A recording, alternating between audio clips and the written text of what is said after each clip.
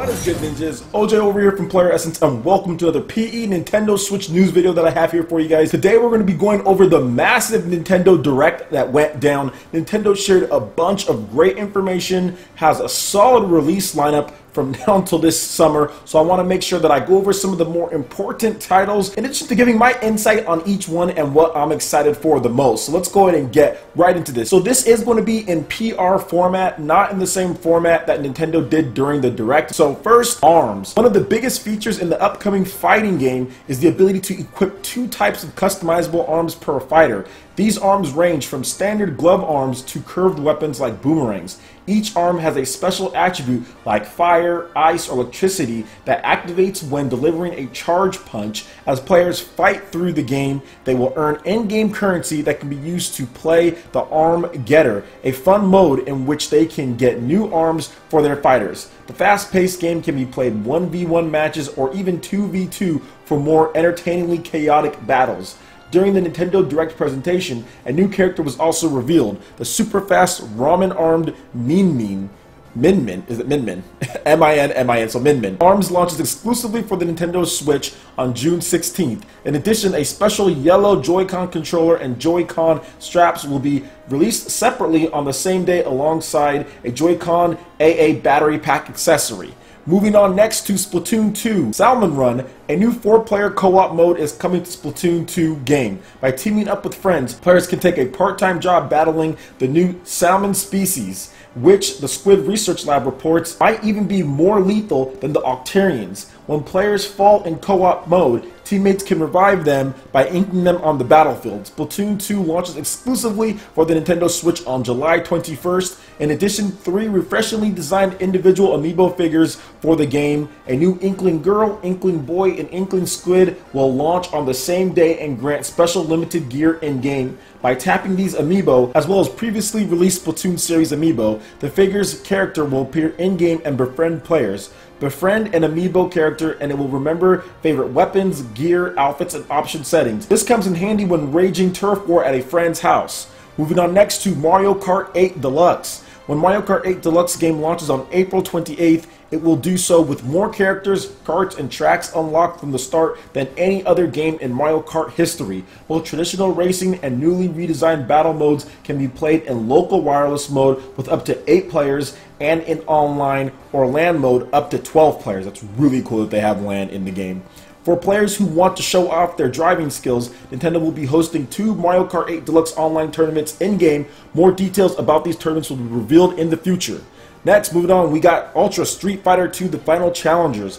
Fans waiting to play this enhanced version of one of the most celebrated fighting games of all time won't have to wait much longer. Ultra Street Fighter 2 The Final Challengers game launches for Nintendo Switch on May 26th and includes all of the classic characters and 2 new fighters, Evil Ryu and Violent Ken. Exciting 2-player co-op mode gives players and a friend 1 health bar for intense 2-player versus CPU matches. Minecraft Nintendo Switch Edition. One of the most popular creation games of all time is coming to Nintendo Switch console. The fan favorite Super Mario Mashup Pack, along with new multiplayer play and control options, will be included in Minecraft Nintendo Switch Edition when it launches in Nintendo eShop on May 11th and stores at a later date. 2 Sonics, 2 styles. The Nintendo Switch is getting 2 new Sonic games in 2017. Sonic Forces is a modern 3D take on Sonic games and follows the Blue Hedgehog hero as he uses his stylish high-speed moves to bring down the nefarious Eggman. Sonic and a mysterious new ally will rise up when Sonic Forces launches on Nintendo Switch this winter.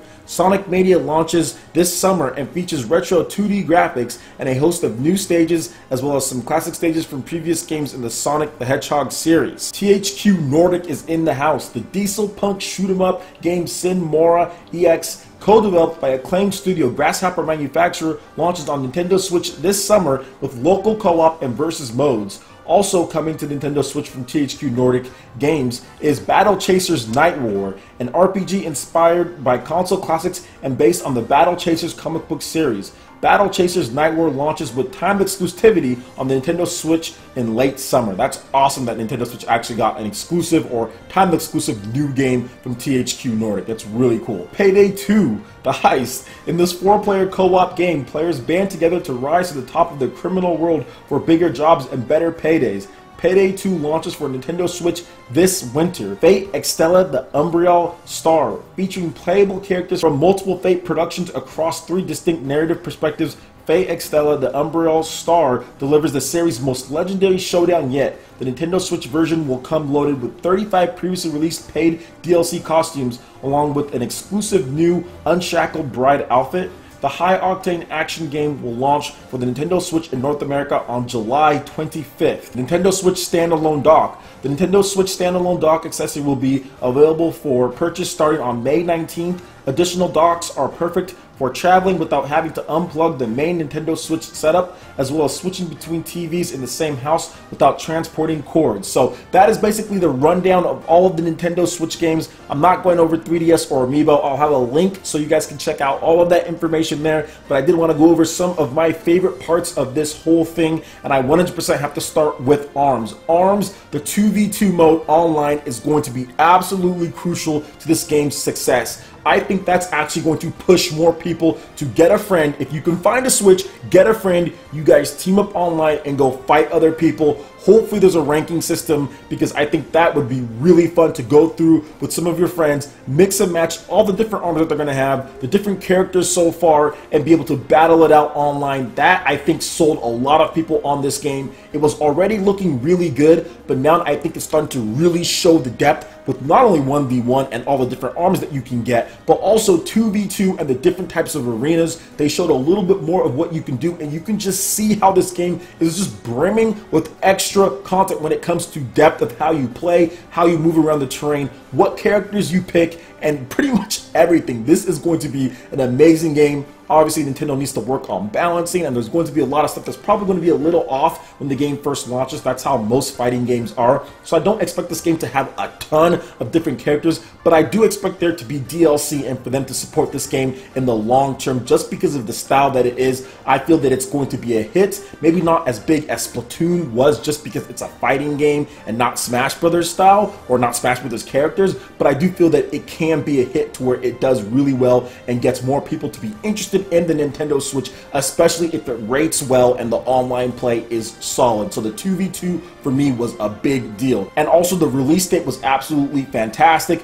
We've got a number of third-party games releasing in May from Minecraft and also Street Fighter. Having this in June, then July with Splatoon is amazing. I'm moving on to the next big thing, and that is Splatoon 2. This blew me away. If you actually watched my live stream, I was pretty much in shock afterwards, and even watching it, my mouth was pretty much just like, oh my gosh, I can't believe they're making a Horde mode. But they're not only making a Horde mode that's like the typical Horde mode, they're making an amazing Horde mode to where you actually get items from that co-op mode over to your single player. We're going to be playing this all the time. I think I'm probably going to be playing this more than the competitive multiplayer against other people, just because the Horde mode looks so fun to be able to team up with anyone. The fact that they added that in there was a big surprise, and this is going to be massive. I'm telling you, this is going to be so massive. There's a lot of people that don't like competitive multiplayer in that way, but love to do co-op multiplayer, Mass Effect style, Gears of War style, and this is it, and this is exactly what I think is going to push a lot of people to pick up a Nintendo Switch and get it. Nintendo has a lot of content rolling out. Minecraft also is a big deal. I know it's already out on a ton of different platforms,